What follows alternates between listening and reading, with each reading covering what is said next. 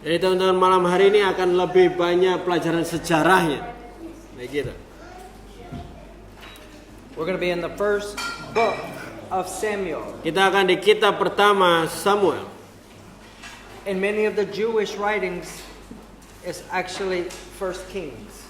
Jadi banyak di tulisan para Yahudi ini disebut adalah kitab raja-raja pertama.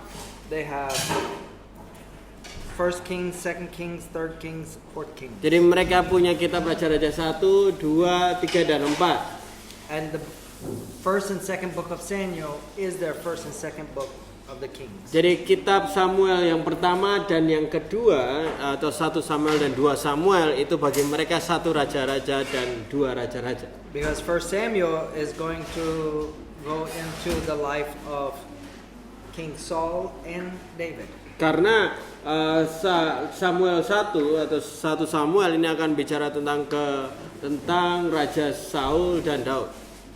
We will not get through the book of First Samuel tonight. Kita nggak akan membicarakan keseluruhan dari 1 Samuel malam hari ini.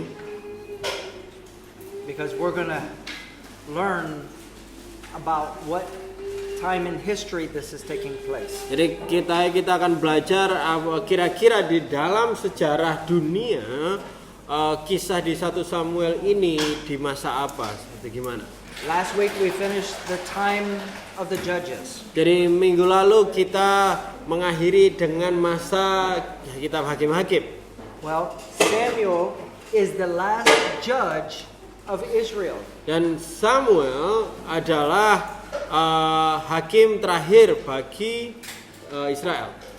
They're going to go from what's called a city-state to an actual kingdom. Jadi mereka akan di dalam perubahan yang disebut pemerintahan kota saja sampai berubah menjadi kerajaan.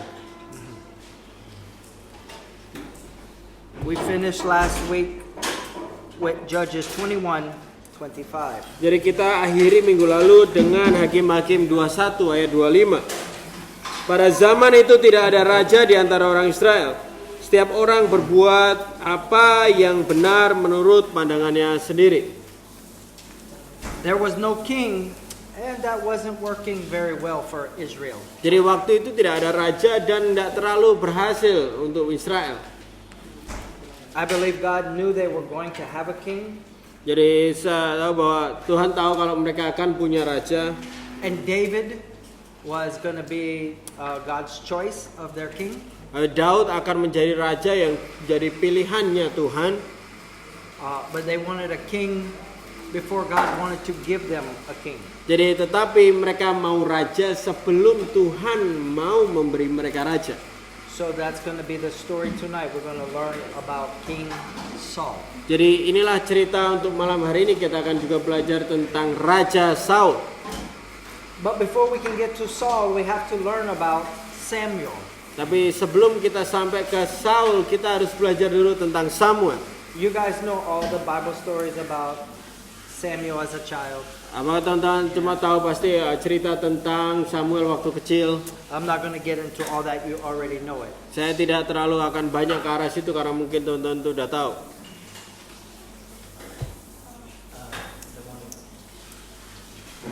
The screen, I lost the screen.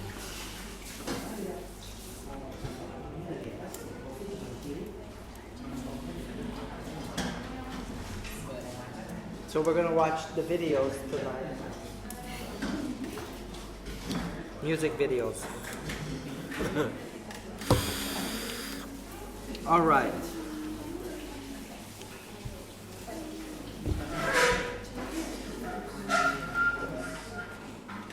At the time of the high priest Eli, jadi di masa di mana Imam Agung Eli, there was a woman named Hannah who had no children. Ada wanita namanya Hana yang nggak bisa punya anak. But her husband's other wife, Peninnah, had many sons. Tapi istri yang lain dari suaminya Peninnah punya banyak anak. And so when they would travel to Shiloh for the feast, tapi waktu mereka harus pergi ke Silo untuk hari raya, Hannah would go to the tabernacle area and pray. Jadi Hana akan pergi ke daerah di mana kemah suci itu ada untuk berdoa. And one time she's praying and Eli happened to be outside of the tabernacle. Jadi suatu saat itu waktu Hana berdoa, ya pas Eli ada di luar situ. He saw her speaking or praying, but she wasn't really saying any words. Jadi dia lihat kalau si Hana ini berdoa dan tetapi dilihat kayak dia nggak ada kata-kata keluar. Hannah was at the point where if God gave her a son, she was willing to give the son back to God. Jadi Hana di titik di mana kalau Tuhan kasih anak itu akan dikembalikan lagi untuk Tuhan. I think this was God's design. Saya rasa ini adalah sebuah rencana Tuhan. Eli sees her praying and thinks that maybe she might be a little drunk. Jadi waktu Eli lihat mereka dia berdoa, dilihat kayaknya ini karena mungkin mabuk atau ya. So he tries to chase her away. Jadi dia kayak ngusir si Hana untuk She says, pergi. "No, my Lord, I am praying." Dan dia katakan, "Oh enggak, Tuhan, aku enggak mabuk, aku sedang berdoa." Karena dia cuma bergumam. And then Eli says, "Well, may the Lord grant you what you're praying for." Jadi dan Eli akhirnya bilang bahwa biarlah Tuhan memberi apa yang kau doakan. And Hannah believed that if the high priest told her that, then she was going to have a child. Jadi Hana percaya kalau Imam Agung mengatakan hal itu, dia pasti akan punya anak. And it happened. Dan itu terjadi. She had a son named Samuel. Dia punya anak namanya Samuel. But once she had the baby, she did not go back to the tabernacle. Tapi waktu dia punya anak, dia nggak balik lagi ke kemah suci. She told her husband, once he's old enough, I will take him. Dia kasih tahu suaminya kalau nanti waktu dia udah cukup dewasa mungkin baru saya antar ke kemah suci. I think she didn't want to think about it until it was time to bring him to the tabernacle. Saya rasa dia nggak mau memikirkan hal itu karena dia sampailah waktunya mungkin si anak ini cukup dewasa untuk pergi ke kemah suci. But Hannah's an extraordinary woman because she did give Samuel to the Lord. Tapi Hana adalah wanita yang luar biasa karena akhirnya dia memberikan Samuel kepada Tuhan. And she has some amazing faith in God. Dan dia punya iman yang luar biasa dalam Tuhan. Because at this time, even the priesthood is very corrupt. Karena waktu itu bahkan di dalam keimaman di bait Tuhan itu juga banyak sekali kejahatannya.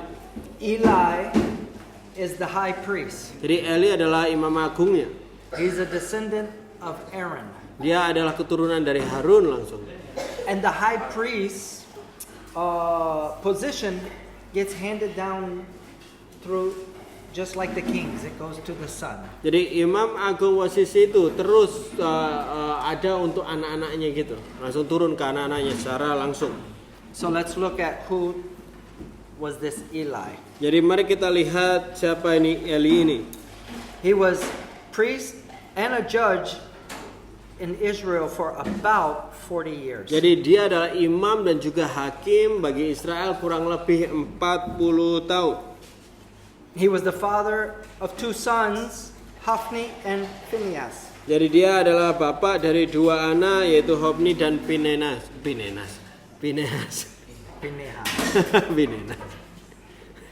We're about to learn about these two young priests. Jadi kita akan belajar tentang dua imam ini juga yang muda ini.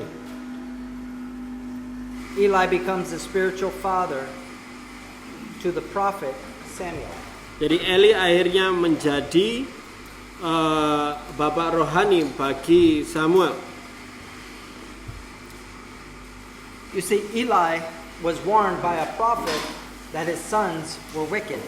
Jadi Eli sudah diperingatkan oleh seorang nabi bahwa anaknya itu jahat. And Eli did not correct the issue. Tapi Eli tidak memperbaiki masalahnya. He allowed his sons to serve even though they were wicked. Jadi Eli membiarkan anaknya terus melayani di bait Tuhan walaupun dia tahu kalau anaknya itu tidak baik. So you know the story of Samuel being called by the Lord? Apa teman-teman tahu cerita tentang Samuel akhirnya dipanggil oleh Tuhan? The Lord woke him up 3 times.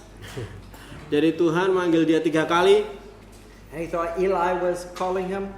Dan dia pikir kalau Eli yang manggil. And Eli said, "It's not me, it must be the Lord. Next time just say, 'Speak, Lord, for your servant is listening.'"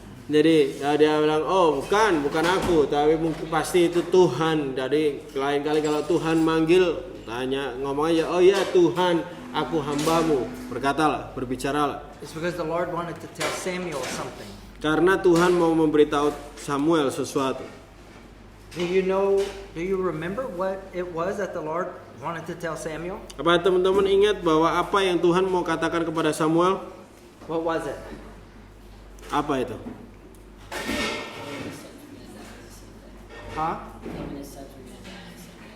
The Lord confirmed to Samuel that he was going to do everything that he spoke through the prophet against Eli and his sons. Jadi untuk lewat Samuel dikatakan Tuhan bahwa Tuhan akan melakukan seperti apa yang Nabi sebelumnya katakan bahwa Tuhan akan menentang anak-anak Eli dan Eli sendiri.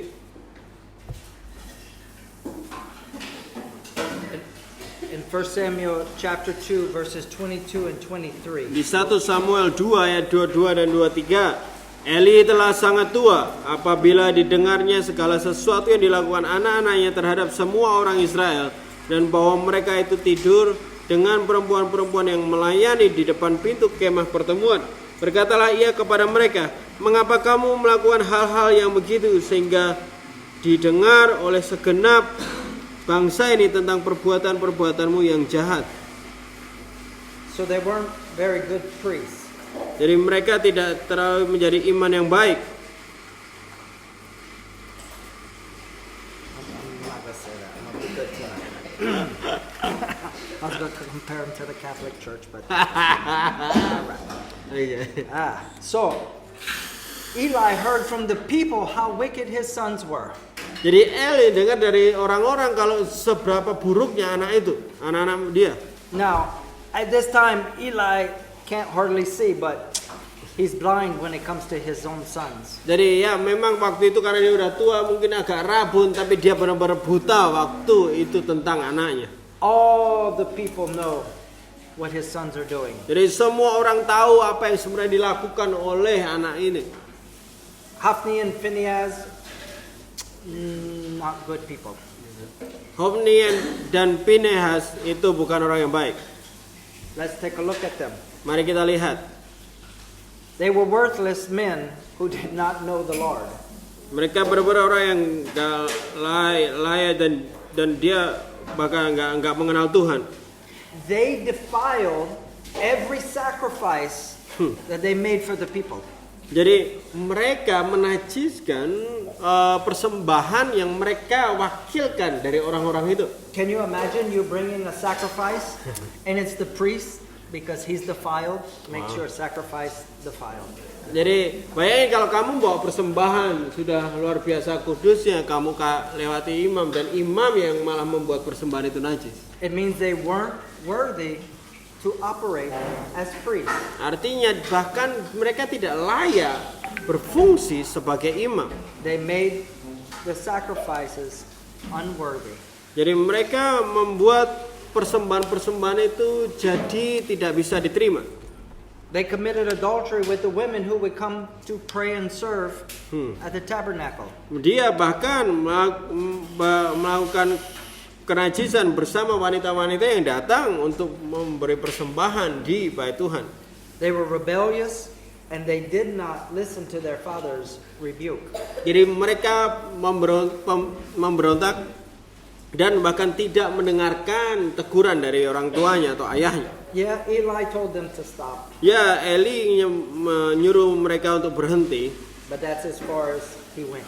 Tapi ya cuma segitu aja yang bisa dilakukan.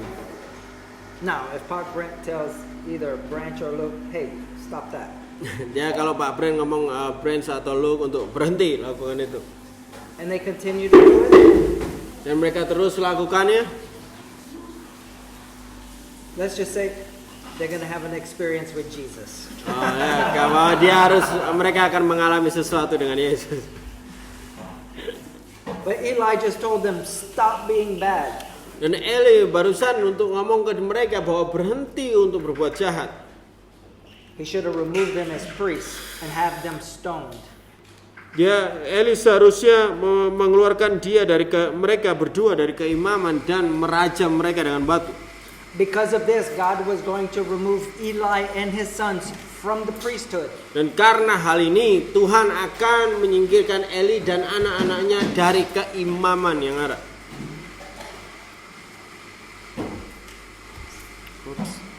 Di 1 Samuel Chapter 3, 12, 13.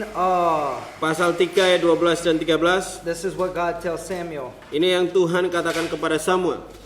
Pada waktu itu aku akan menepati kepada Eli segala yang telah kufirmankan tentang keluarganya. Dari mula sampai akhir, sebab telah kuberitakan kepadanya bahwa aku akan menghukum keluarganya untuk selamanya karena dosa yang telah dilakukannya. Yakni bahwa anak-anaknya telah menghujat Tuhan tetapi ia tidak memarahi mereka. Eli failed as a father and his lineage was cut off from being the high priest. Jadi Eli gagal sebagai seorang ayah atau bapak dan akhirnya anak-anaknya terputus hubungannya dari keimaman itu. At the time, we have a group of people called the Philistines. Jadi pada masa itu kita punya kelompok orang-orang yang disebut Filistin. For the next month of our teaching, and maybe longer, they will be the main enemy of Israel. Jadi untuk sebulan ke depan bahkan lebih, Filistin akan menjadi musuh dari Israel. The Philistines are not Canaanites. Jadi orang Filistin bukan orang Kanaan. They may be from the tribe of Ham, but they are not descendants of Canaan. Dia mungkin keturunan dari Ham, tapi mereka tidaklah keturunan dari Kanaan.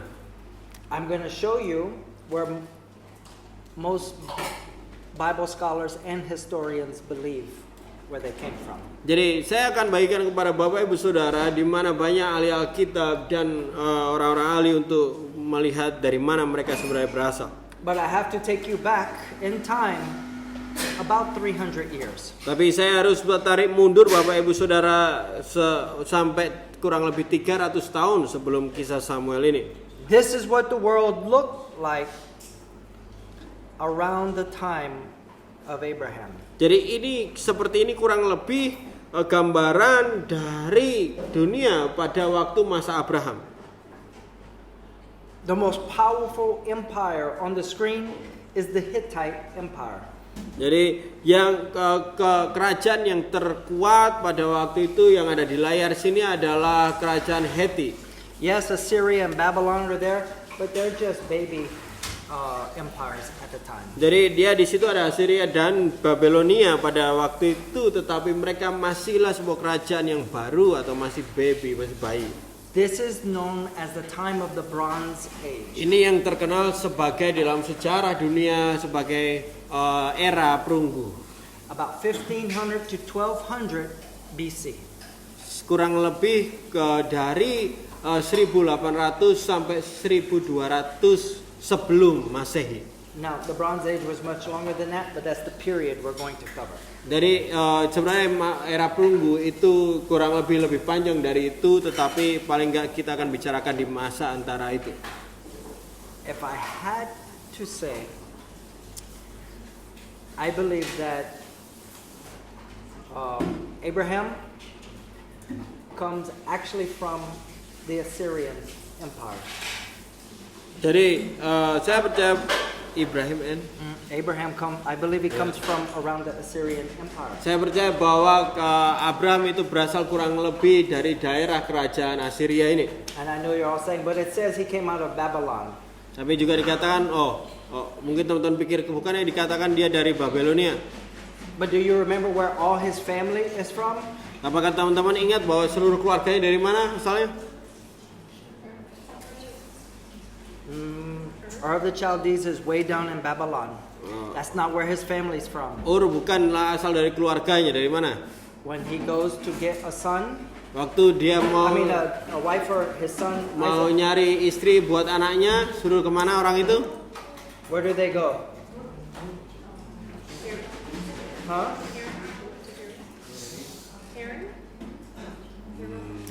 Just south of Assyria.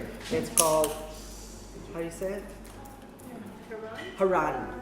Jadi dari Haran, cuma selatan dikit Assyria itu. That's where all his family's from. Itulah di mana keluarganya berasal. This is where he took his father to, and his father died.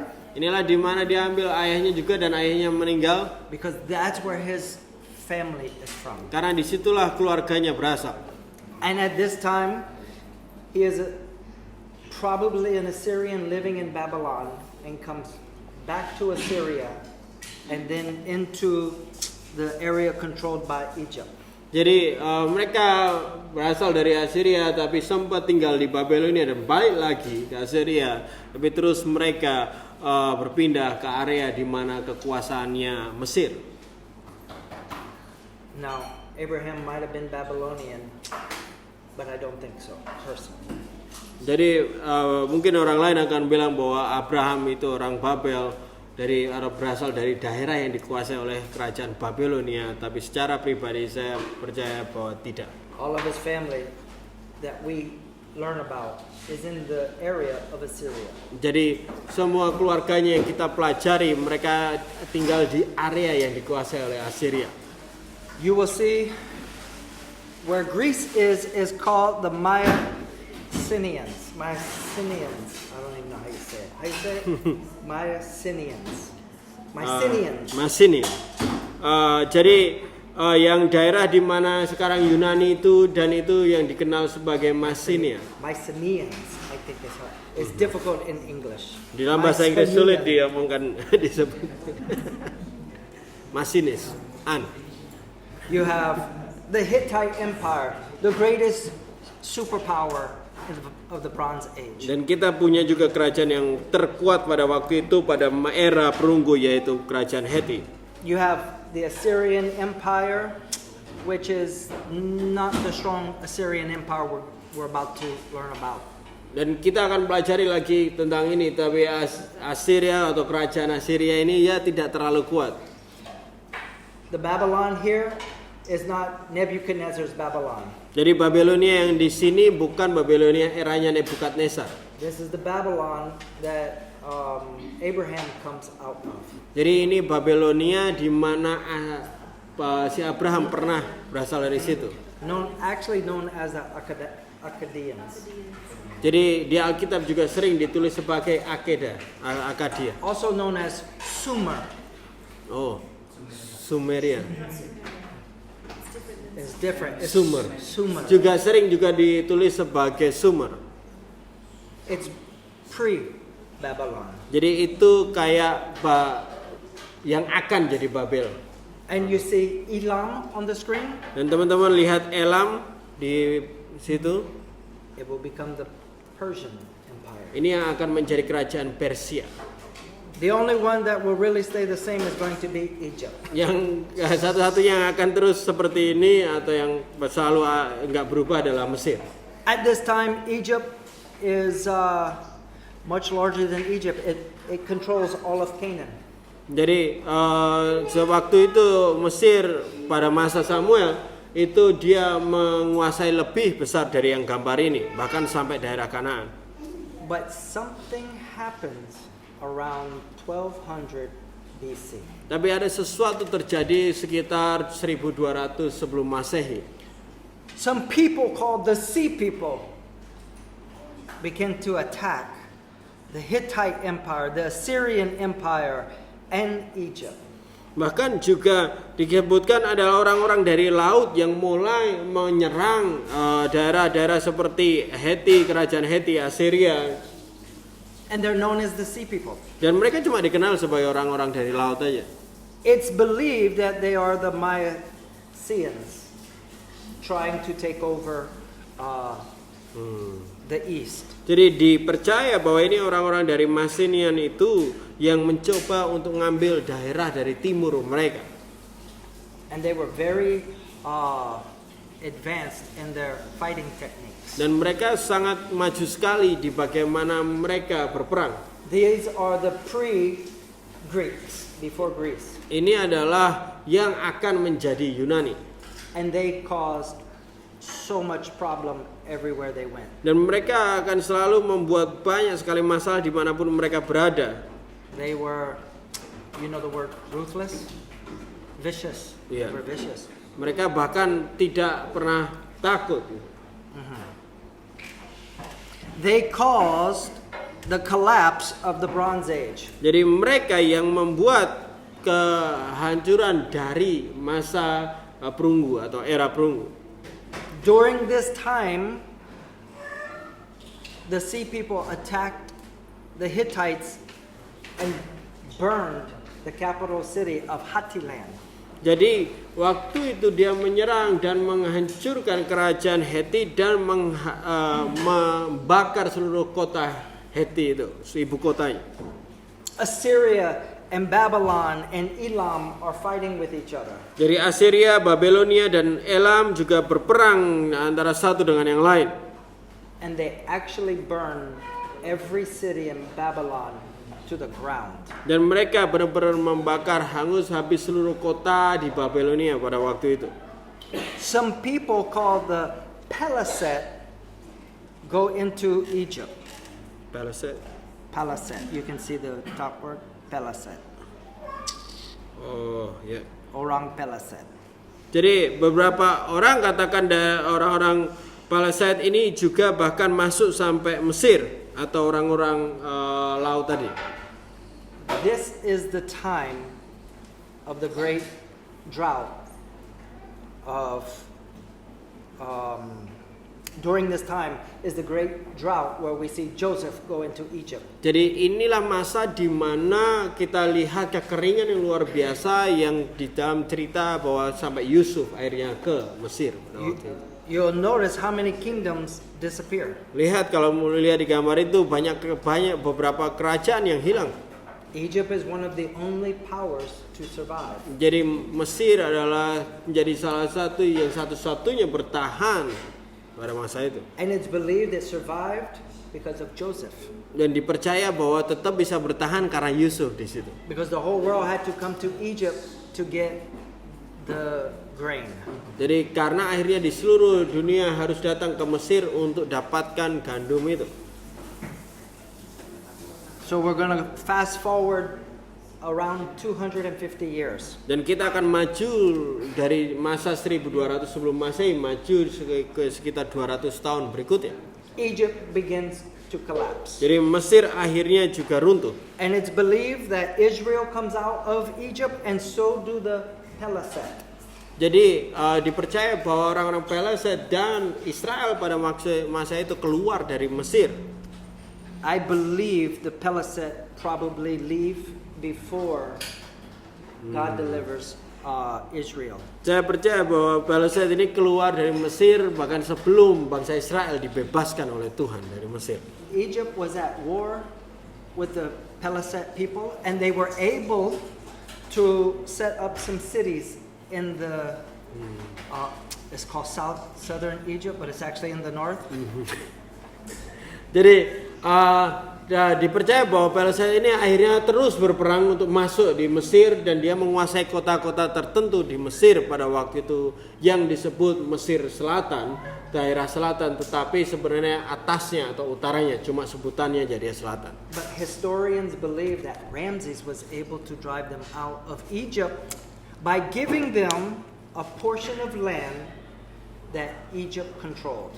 Jadi dipercaya bahwa Firaun yang Ramses itu bisa akhirnya menekan mereka untuk keluar dari Mesir dengan cara membagi daerah, memberikan daerah di mana masih menjadi kendali Mesir daerah itu. Ramses told the Paliset people, if you take over this land, you can control not just Egypt, but all the trade from the north and the south. Jadi si Ramsey katakan ke mereka bahwa kalau kamu bisa mendapatkan daerah ini, kamu akan mengontrol tidak hanya Mesir tapi mengendalikan seluruh bagian runtutan dari kerajaan atau daerah di daerah situ, dekat situ.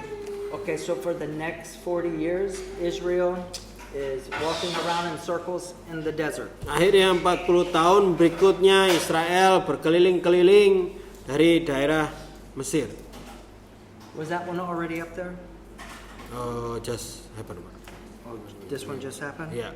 So you can see Israel comes out of Egypt and the Peleset go into Canaan. Jadi lihat bahwa di situ Israel yang garis merah itu Israel keluar dari Mesir dan yang hijau itu Peleset keluar ke daerah Kanaan. And then we go into what we call a silent age. Dan akhirnya kita datang di mana masa atau era yang Silent. Diam. Yeah. nggak ada apa-apa.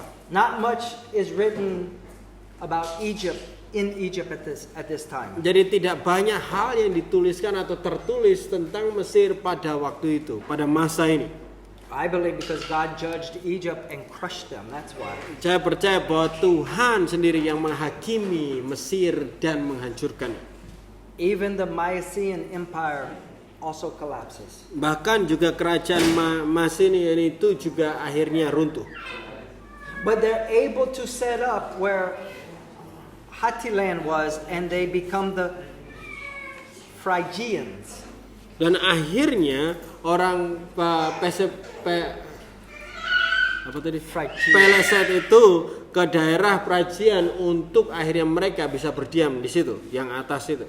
They push the remaining Hittites down to the area, and it's called the city-states of the Hittites. Jadi akhirnya mereka bisa menyingkirkan orang-orang Heti yang masih bertahan di situ untuk turun, yang di situ tulisan Neo Heti itu dari kota Heti. This is what's going on when Israel's starting to die in the desert. Jadi ini terjadi perpindahan ini waktu bangsa Israel mati di padang gurun. Do you guys know what a city-state is? Teman-teman tahu nggak apa itu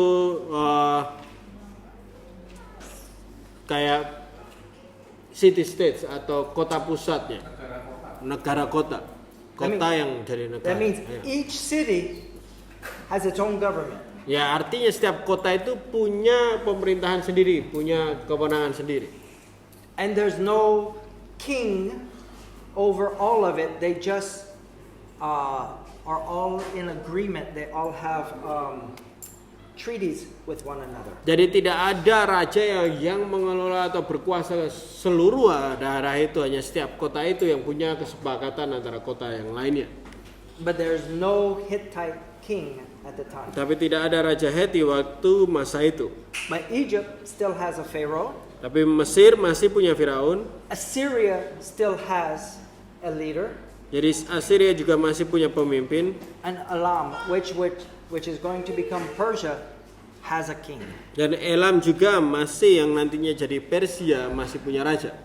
Now you'll notice Babylon is gone. Dan kamu bisa lihat di situ bahwa Babilonia udah hilang.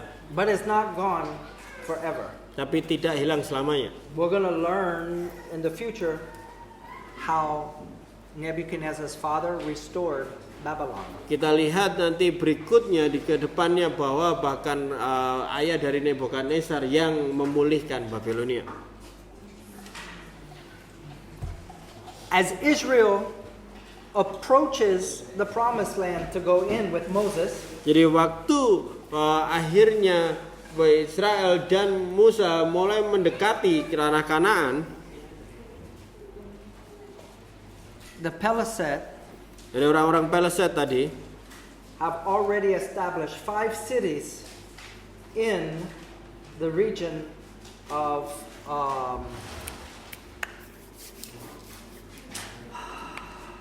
Canaan. Jadi akhirnya mereka sudah bisa, orang-orang Peleset ini punya menguasai beberapa kota di daerah tanah Kanaan itu yang hijau itu.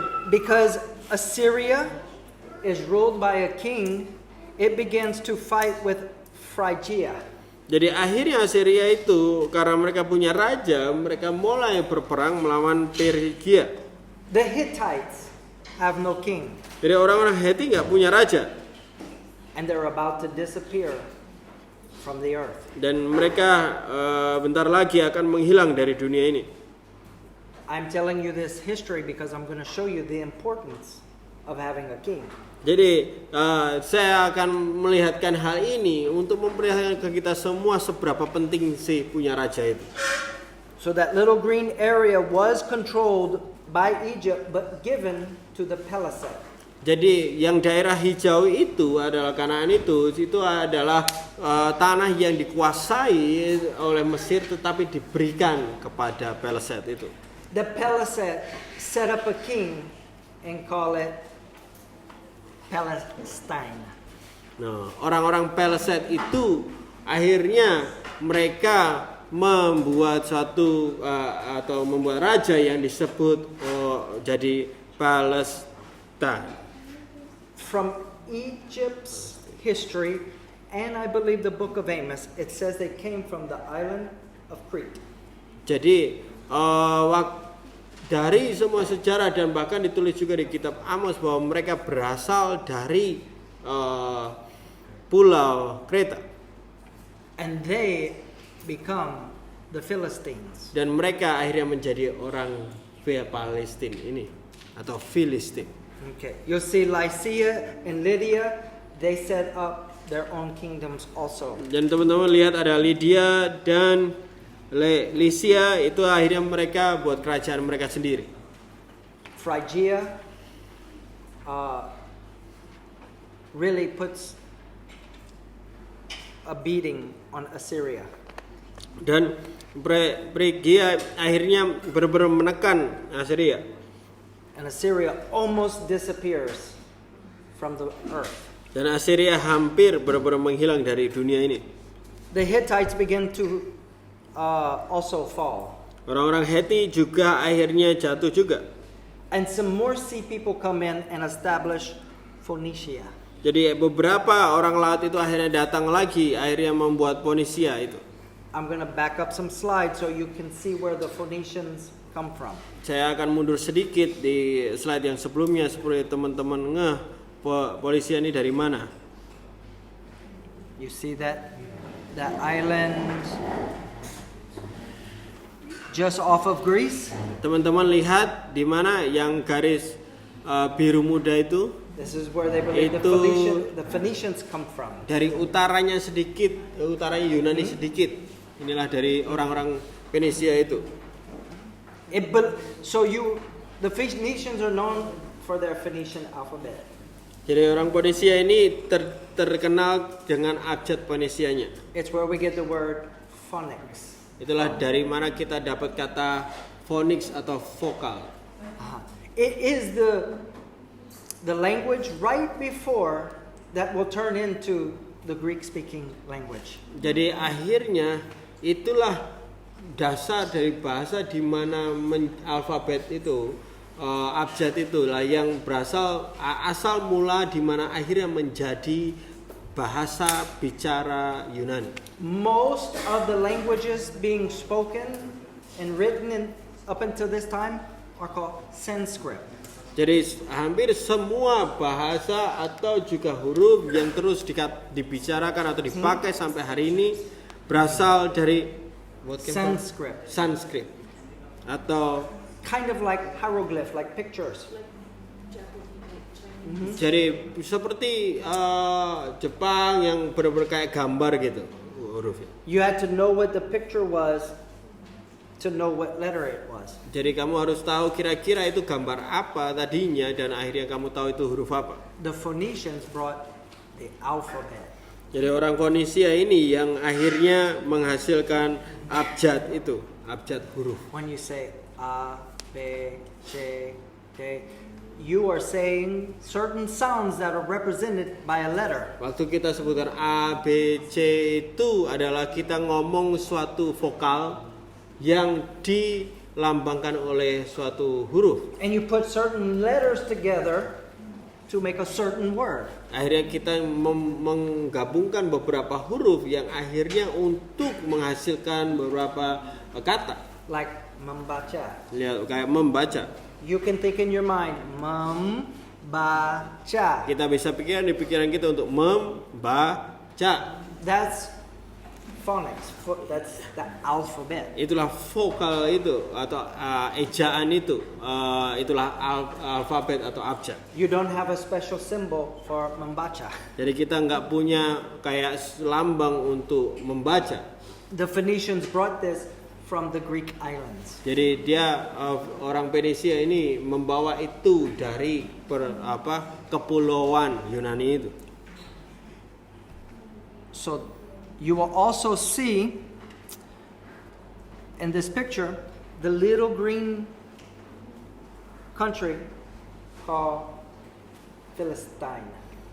Jadi kamu akan lihat di sini di gambar ini bahwa ada satu kota atau kerajaan kecil itu yang disebut Filistin. Right next to it you will see it is the Hebrew tribes. Di dekatnya itu ada terus suku-suku Ibrani And the Phoenicia.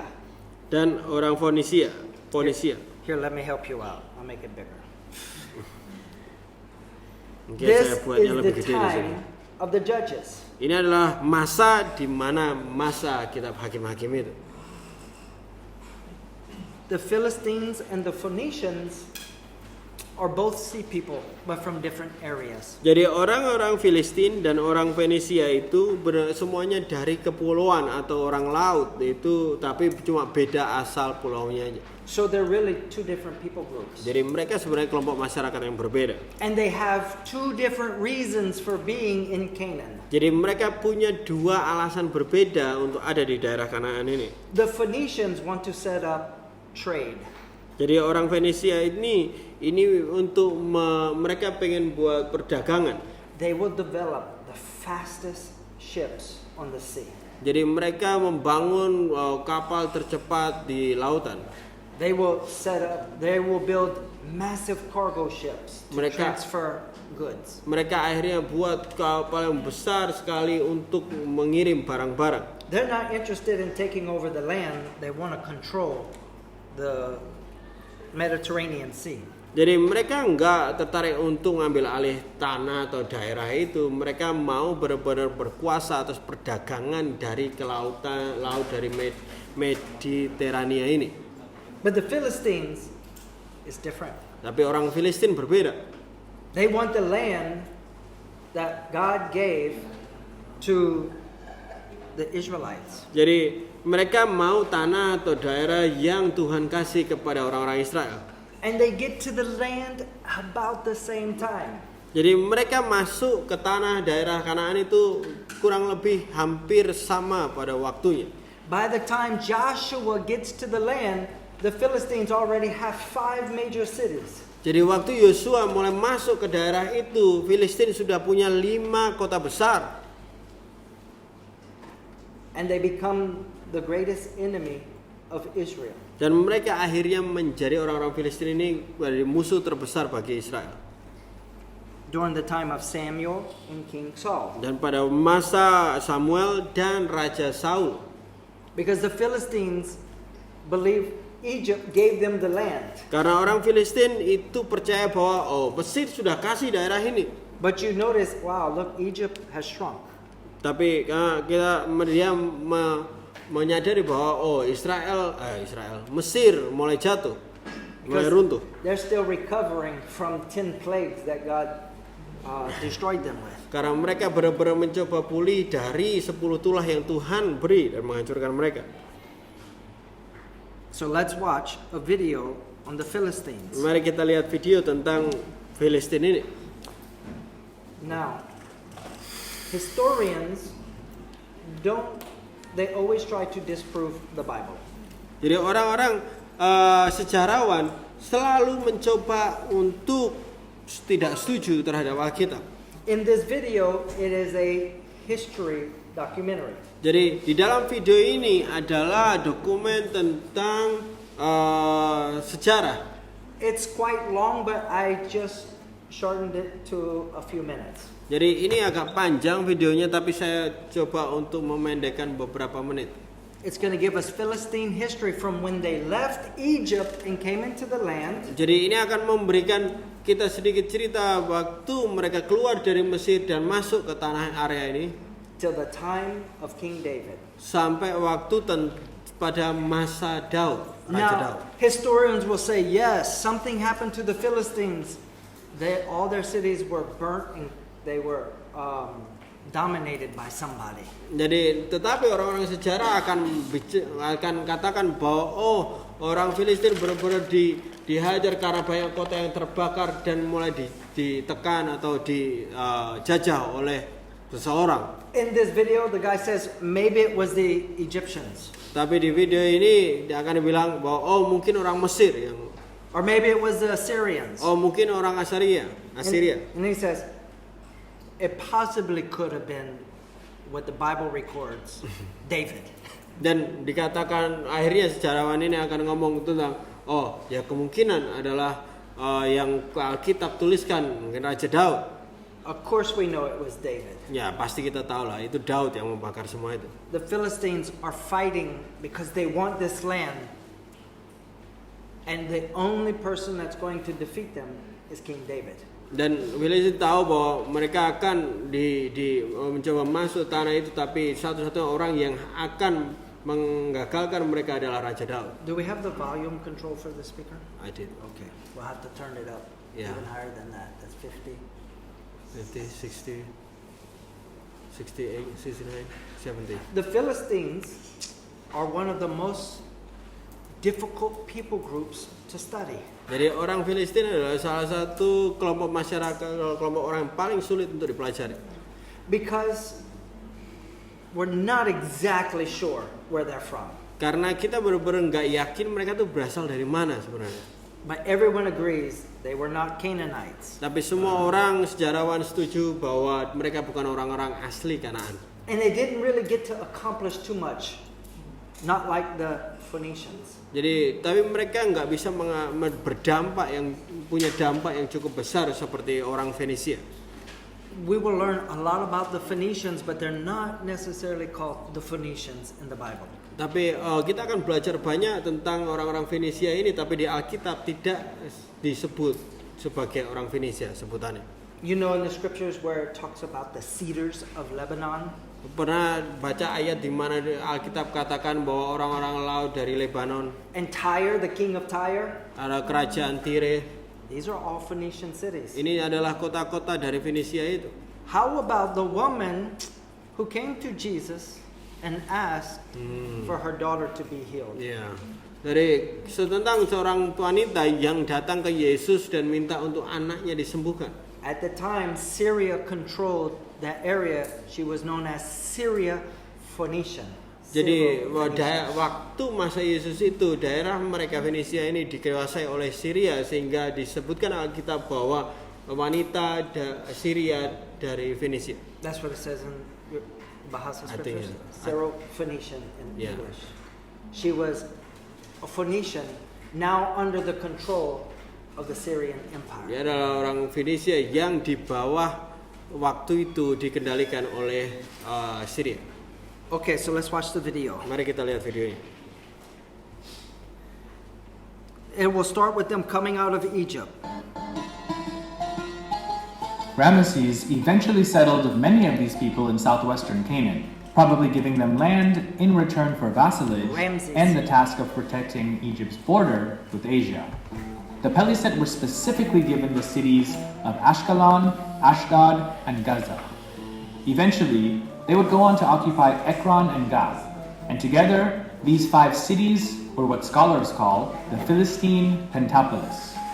And this, at least according to Egyptian texts, is how the Peliset, aka the Philistines, settled in the land that would eventually bear their name, Philistia. Another source that provides some information on the Philistines is the Hebrew Bible or Old Testament. In the book of Amos, chapter 9, verse 7, it said that they came from Captor, which most today identify as being the Greek island of Crete. By around the end of the 11th century BC, the the Philistines were beginning to lose much of their uniqueness as they adapted to and absorbed much of the culture of their new land. Despite their increased integration into their new environment, archaeology has uncovered the violent destruction of several Philistine cities around the beginning of the 10th century BC. It's probable that this was due to the Egyptian campaigns of Pharaoh Siamun, but scholars haven't ruled out Canaanite or other groups being involved. Biblical scholars claim that it may have even been the kingdom of Israel under David or Solomon, but again, this can't be confirmed by archaeology, and no specific texts outside of the Hebrew Bible have been found from the time describing the conflict between the two. Eventually, these cities were rebuilt, and Philistia began to prosper even more than before. The Philistine society initially had a strong urban orientation. In time, its economy relied more heavily on agriculture. This may have been why the popular Mesopotamian and later Canaanite god, Dagon, who was a patron of farmers and the harvest, became so popular amongst the Philistines. Two other Semitic or Canaanite deities that had large followings amongst the Philistines were Ashtaroth and Baal-zebub. The real decline of Philistia began in the 9th century BC with the growing influence of the Neo-Assyrian Empire in Canaan and the Levant. Beginning as early as the reign of the Assyrian king Adad-nirari III around 800 BC, the Philistines were paying substantial amounts of tribute in the form of gold, silver, grain, and slaves. Like many of their neighbors. All right. It goes on much longer. Jadi sampai situ aja cukup karena itu akan lebih panjang lagi. So, Ramses gets them to leave Egypt and gives them the land of Philistia. Jadi si Ramses akhirnya berhasil membawa mereka nyuruh mereka keluar dari Mesir dan memberi daerah yang terus akhirnya dinamai sebagai Philistia. But the Philistines have a really difficult time taking the land because the Israelites have entered at the same time. Jadi orang Filistin sedikit kesulitan untuk mendapatkan seluruh daerah itu karena Israel masuk di kemungkinan waktu dan masa yang sama. And somewhere around 1000 to 900 BC, all their major cities get burnt. Jadi kurang lebih ketika itu akhirnya kota-kota mereka bahkan dibakar. Notice how he says biblical scholars believe this. Teman-teman Pak sadar bahwa disebutkan bahwa di video ini Bible scholar atau ahli Alkitab. But he said it was probably the Egyptians. Dan dia katakan mungkin orang Mesir yang masuk yang bakar itu. There is no Egyptian writing saying that they did it. Karena tidak ada satupun tulisan Mesir, sejarah Mesir itu menuliskan tentang hal itu. But it is recorded in the Hebrew writings that they did it. Tapi sangat ditulis bahwa di dalam kitab orang Ibrani kalau mereka melakukannya. Through a king named David. Dengan raja yang namanya Daud. You remember last week Samson, he was supposed to destroy the Philistines. Ingat bahwa minggu lalu seharusnya Samson lagi. Samson Betawi dong. Simpson. He was Korean. TV Samson. Akhirnya harusnya Simpson menyingkirkan orang Filistin, tapi tidak. He failed because he loved Philistine women. Dia gagal karena dia cinta dengan wanita Filistin. So we're going to learn about the Philistines and the time of Samuel. Jadi kita akan belajar tentang Filistin pada masa si Samuel ini. There's a battle taking place in Afek. Jadi ada peperangan yang terjadi di daerah Afek itu. You guys see, there's 4 of the 5 cities here: Ashkelon, Ashdod, Ekron, and Gath. Dan lihat bahwa ada Askalon, Ashdod, Asdod sama Gad di situ. Ada Ekron Ekron and Gath. Di bawah yang pink itu. Which one of the 5 cities is missing? Di mana ada 5 kota yang hilang. No, it's Gath is on there. There's one major city still to today has the same name. Gaza. Jadi lihat bahwa ada satu kota yang tidak ada di situ yaitu Gaza. It's because Sampai hari ini namanya masih sama. it's below Ashkelon. Karena di bawah Askalon itu. It's there. It's just not in this picture. Jadi masih ada Gaza, cuma tidak digambar ini. But Turun dari Ephraim Askalon. is at war with the Philistines. Dan tapi Efraim, suku Efraim Israel itu lagi berperang melawan Filistin. Because Dan left and went up north and gave the land to the Philistines. Karena Dan akhirnya pergi dan menyingkir untuk ke daerah lebih paling utara karena dan memberikan daerah mereka ke orang Filistin. Because Samson failed. Karena si Simpson gagal. And now the Philistines are pushing further north to take control of the region they believe is theirs. Dan dari daerah yang pink yang Dan ini akhirnya Filistin mencoba menekan untuk mendapat area lebih ke daerah utara untuk daerah Efraim ini. And the Philistines are beating Ephraim. Dan orang Filistin benar-benar menghajar orang-orang Efraim. And Ephraim begins to say, "Where is our God? Dan Efraim mulai berseru bahwa mana Tuhan kita? God gave us this land. Why isn't He helping us?" Jadi Tuhan yang kasih kita tanah ini, kenapa Dia nggak nolong kita? So they come up with this brilliant idea. Dan mereka akhirnya punya ide yang luar biasa. That's sarcasm. Nah, ini nyindir dikit. They want God to fight with them or for them. Jadi mereka pengen Tuhan berperang bersama mereka.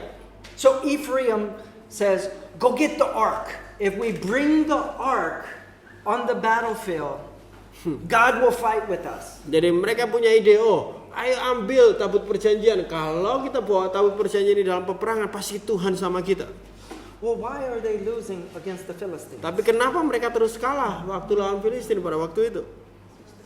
Because they're not obeying the commandments. Karena mereka nggak taat sama firman Tuhan. Instead of repenting, they said, "Go get the lucky charm, the ark."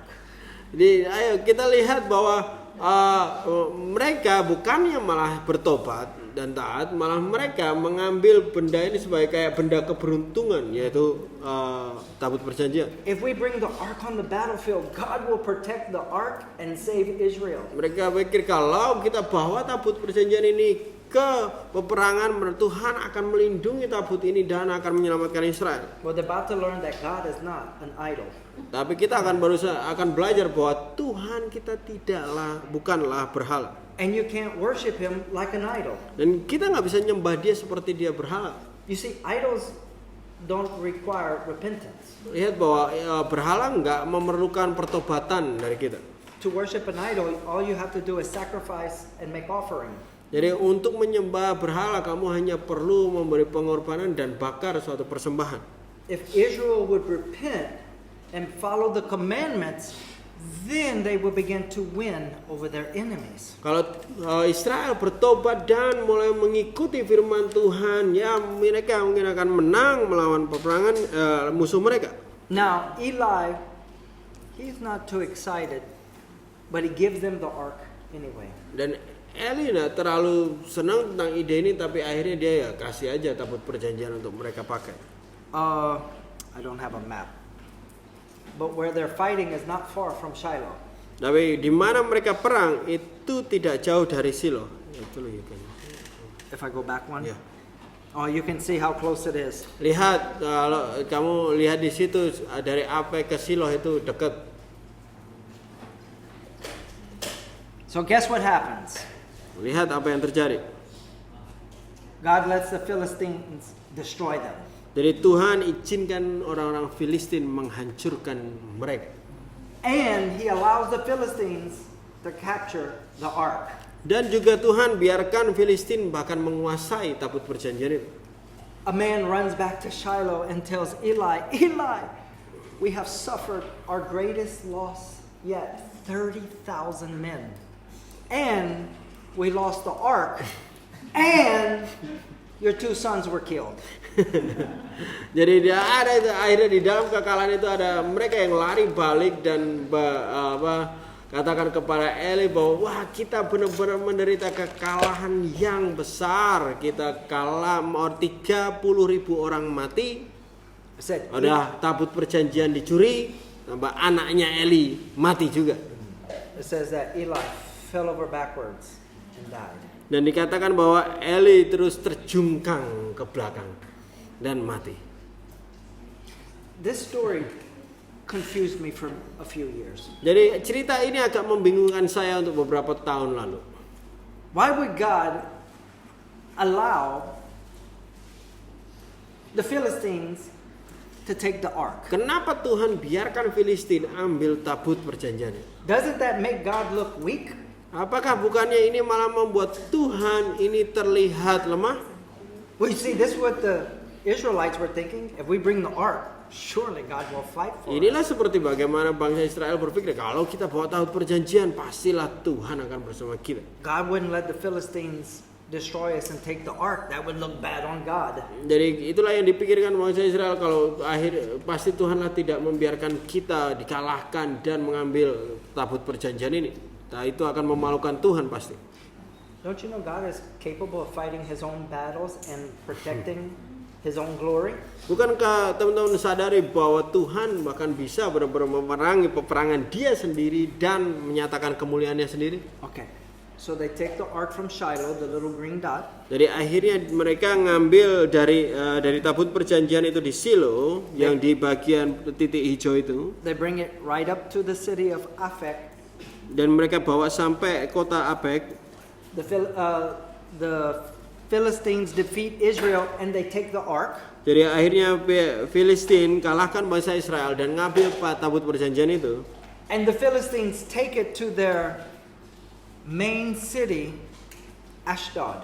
Dan akhirnya Filistin bawa tabut perjanjian itu ke kota utama mereka, yaitu Ashdod. And where do they put the ark? Dan pertanyaan adalah di mana mereka meletakkan tabut perjanjian itu? In the temple of Dagon. Dan mereka taruh tabut perjanjian Tuhan itu di bait atau di tempat dewa Dagon.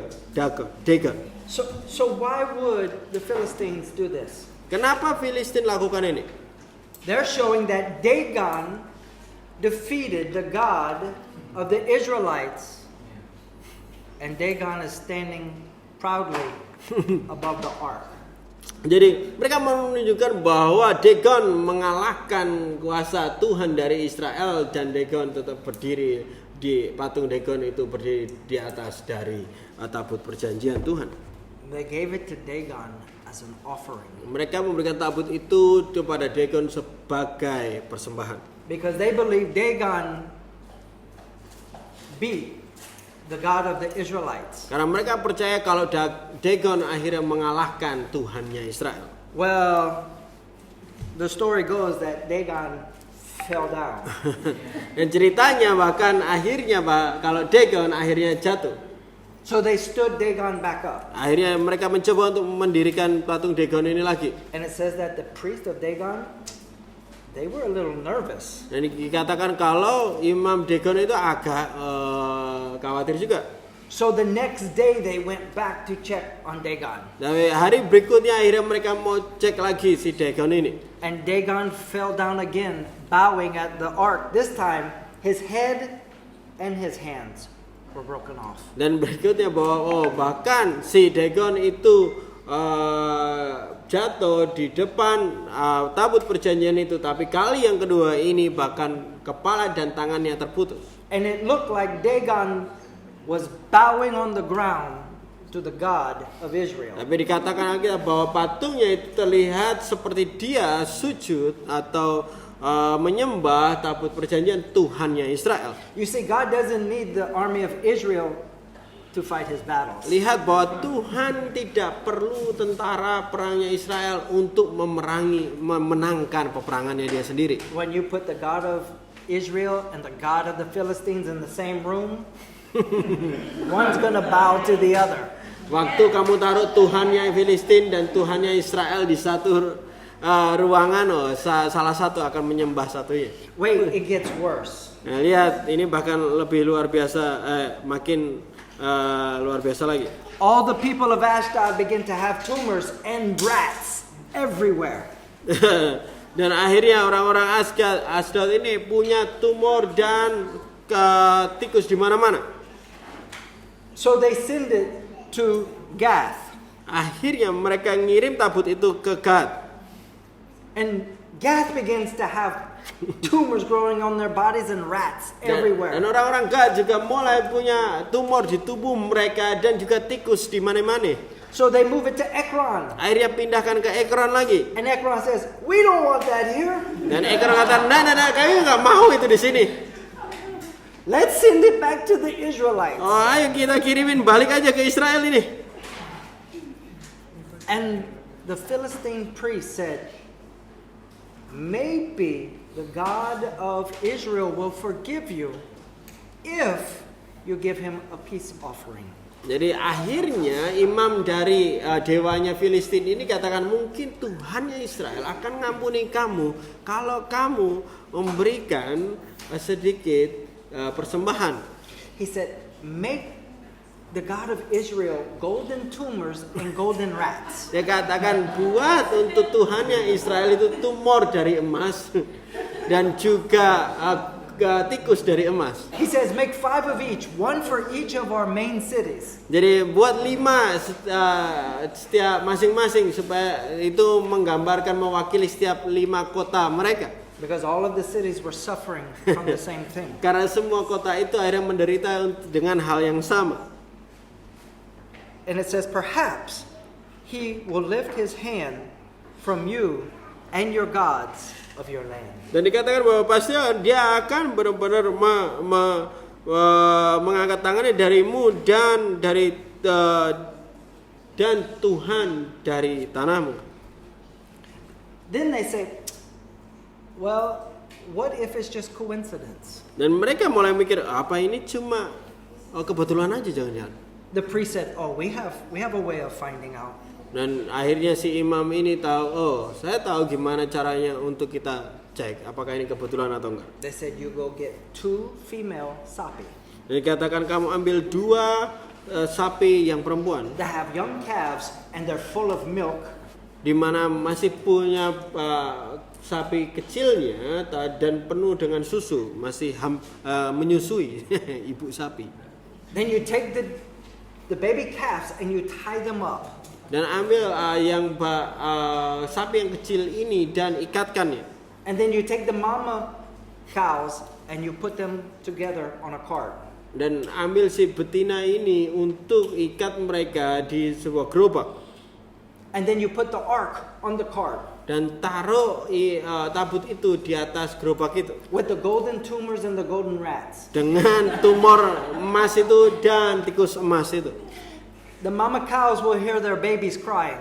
Dan akhirnya si betina sapi ini akhirnya mendengar si bayi sapi ini menangis. And if all this is a coincidence, then those cows will go to their babies. Jadi kalau ini semua hanya kebetulan, sakit-sakit ini, penderitaan ini, pasti ini nanti betina ini sapi ini akan lari ke bayinya.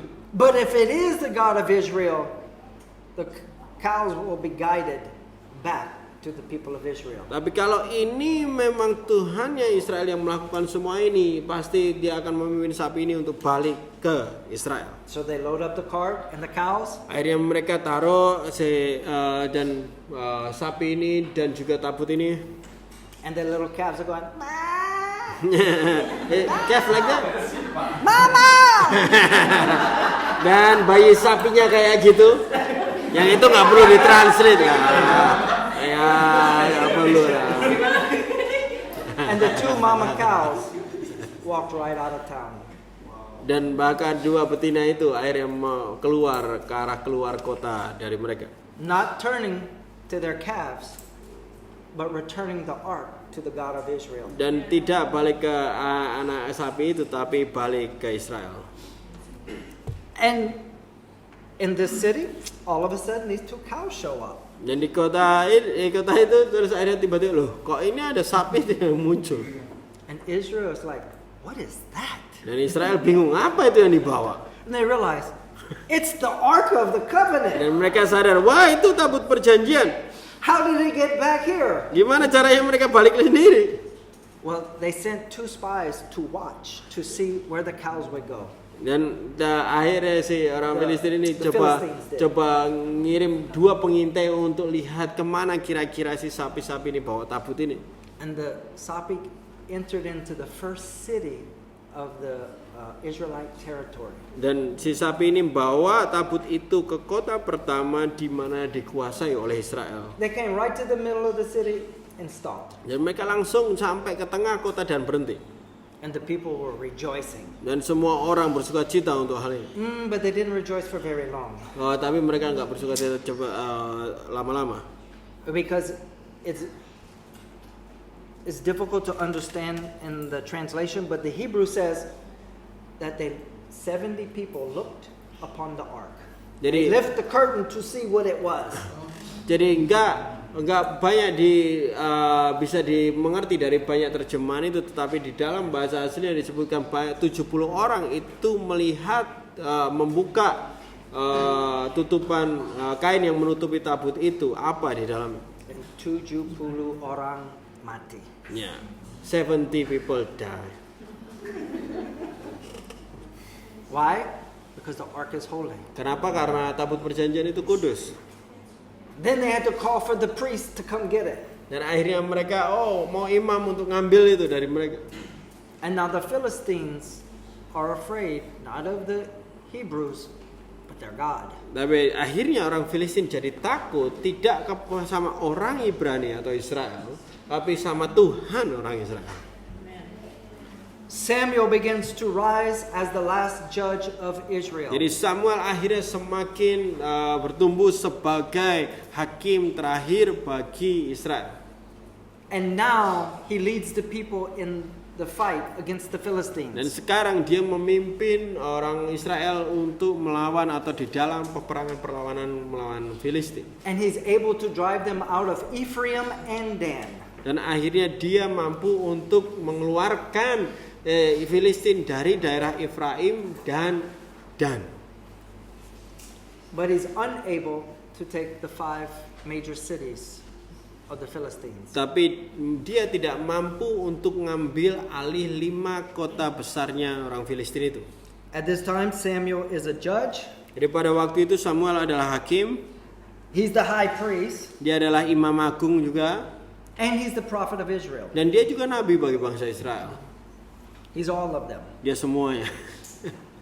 And the people of Israel, they love him. Dan orang Israel senang sama dia. But there's a problem. Tapi ada masalah di sini. Samuel did not raise his boys right. Jadi tetapi Samuel tidak membesarkan anaknya dengan baik. And Israel rejects Samuel's sons Dan bangsa Israel menolak anaknya si Samuel. because they did not follow in the way of their father. Karena anak-anak ini tidak mengikuti cara hidup dari bapaknya. And the people of Israel said, "No more. We want a king." Jadi bangsa Israel ngomong bahwa enggak lagi hakim-hakiman. Kita mau raja. If we don't have a king, we're going to disappear like all the other nations who don't have kings. Jadi kalau kita nggak punya raja, bangsa kita akan menghilang suatu saat lagi seperti bangsa lain tadi yang tidak punya raja. Because they saw the Hittites, city-states, just fall apart. Karena mereka melihat bahwa daerah orang-orang Heti yang baru tadi, yang hanya kota-kota yang utama tadi, dia akhirnya runtuh juga. And by the time of Samuel, the Hittites, they're gone. Jadi waktu masa Samuel jadi hakim ini, orang-orang Heti benar-benar menghilang dari muka bumi ini. The only nations that are surviving are the ones who have a king. Dari bangsa-bangsa yang terus bertahan, mereka yang punya raja. And so Israel wants a king. Itulah kenapa bangsa Israel mau raja.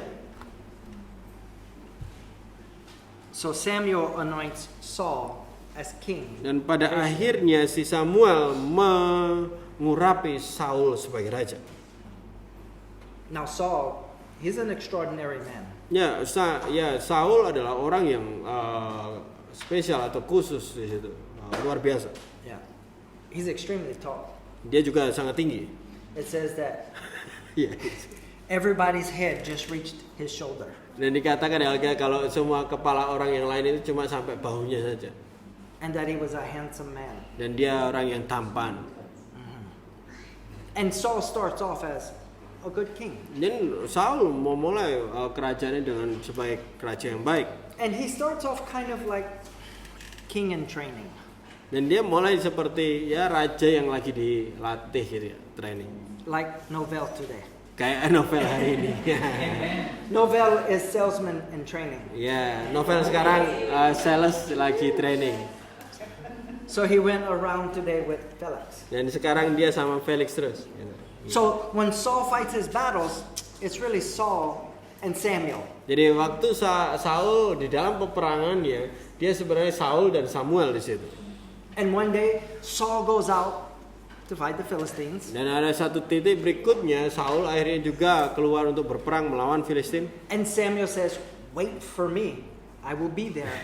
In 7 days we will make the sacrifice and then go to war." Dan dikatakan Samuel, kamu tunggu di sini, nanti di dalam 7 hari aku akan balik lagi dan kita akan buat persembahan. You see, King Saul, he's the first king of Israel. Lihat Raja Saul itu adalah raja pertama bangsa Israel. He's a handsome man from the tribe of Benjamin. Dia orang yang tampan dari suku Benyamin. He's going to rule Israel for 42 years. Dia akan memimpin Israel dari kuasa Israel 42 tahun. And he's going to be in constant conflict with the Philistines. Dan dia adalah di mana perlawanan bersama kepada Filistin yang terus menerus. This is what his kingdom looks like. Inilah area dari kerajaannya. He still doesn't control the Philistine area or Phoenicia. Dia juga tidak mengendalikan area dari orang-orang Filistin dan juga orang-orang Fenisia. So one day when Saul is out there going to fight the Philistines, Jadi waktu satu titik di mana si Saul mau memperangi Filistin waktu itu, he's supposed to wait till Samuel comes. dia harusnya nunggu sampai Samuel datang. And on the 7th day, Samuel is not there. Dan di hari ke-7 Samuel nggak datang ini. And Saul's like, we need to go to war. Dan dia kita harus berperang. And then the soldiers began to say, if we don't go to war, I'm just go back home. Dan para pasukan yang lain katakan bahwa kalau kita nggak berperang, balik aja. Samuel says, okay, I'll make the sacrifice and then we'll go to war. Dan Saul akhirnya ngomong bahwa aku akan membuat persembahan dan kita berperang aja langsung. As soon as Saul makes the sacrifice, Samuel shows up. Jadi begitu Saul membuat persembahan, Samuel langsung muncul. And Samuel says, what have you done? Dan Samuel katakan, apa yang kamu lakuin? Saul said, I waited 7 days. Dia katakan, aku udah nunggu 7 hari. And the people, they were going to leave. Dan orang-orang akan pergi. Samuel said, you are not authorized to make the sacrifice. Dan Samuel katakan, kamu bahkan tidak punya kewenangan untuk memberikan persembahan. God would not even accept a sacrifice from Saul. He's not a priest. Maka Tuhan tidak akan menerima persembahan dari Saul karena dia bahkan bukan imam. And so Samuel rejects King Saul to show that the Lord is rejecting King Saul. Jadi Samuel menolak si Saul untuk menunjukkan bahwa Tuhan sebenarnya juga menolak Saul. He says, Saul, because you've done this, the Lord rejects you and your lineage. Dan dikatakan Samuel bahwa karena apa yang kamu lakukan, Tuhan menolak engkau dan juga keturunanmu. And Saul says no, and he grabs Samuel's robe and tears it. Dan dia katakan, enggak, akhirnya dia tarik jubahnya si Samuel dan merobeknya. He didn't do it in anger. He didn't want Samuel to leave. Dia enggak lakukannya sebagai kemarahan, dia enggak mau Samuel pergi. And it tears Samuel's robe. Dan itu merobek pakaian dari si Samuel itu. And Samuel says, in the same way, the kingdom will be torn from you and your family. Dan Samuel katakan seperti hal ini ya sama akan terjadi untuk kerajaanmu dan juga keturunanmu, keluargamu. That means his son will not become king. Artinya bahwa anak-anak dia tidak akan jadi raja. We're going to learn more about him next week. Kita akan belajar lebih lagi minggu depan. Because Saul goes on to rule for another 20-something, 30-something years. Karena setelah kejadian ini, Saul masih berkuasa sebagai raja kurang lebih sekitar 20 sampai 22-an tahun berikutnya. But it happens just like Samuel said, he's going to lose the kingdom. Tapi itu benar-benar terjadi seperti Samuel katakan pada waktu ini bahwa dia akan kehilangan kerajaan itu. Just because God says something doesn't mean it's going to happen the next day. Bukan berarti kalau Tuhan ngomong sesuatu itu langsung aja selalu terjadi hari berikutnya. But it is guaranteed to happen. Tapi apapun yang Tuhan katakan itu sangat dijamin akan terjadi. So this is where we will end our study for today. Jadi ini di mana kita akan berakhiri pelajaran kita pada malam hari ini. I hope tonight you understand Israel and the Philistine conflict. Saya harap malam hari ini teman-teman benar-benar dapat mengerti kenapa konflik antara Israel dan Filistin itu. The Philistines lost a few battles, but they're not quitting. Nah, Filistin kalah beberapa peperangan tapi mereka tidak pernah menyerah. In fact, they're about to bring out their secret weapon. Bahkan mereka akhirnya mau akan mengeluarkan senjata rahasia mereka. Surely this secret weapon is going to get Israel. Dan benar-benar ini adalah senjata rahasia ini akan mengalahkan Israel. He's a man from Gath, Dia adalah seorang pria dari Gad and his name is Goliath. dan namanya adalah Goliat. But that's next week. Tapi itu minggu depan. All right, who's going to pray for us? Oke, siapa yang mau berdoa? Mari kita berdoa. Bapa di dalam surga, terima kasih Tuhan untuk apa yang telah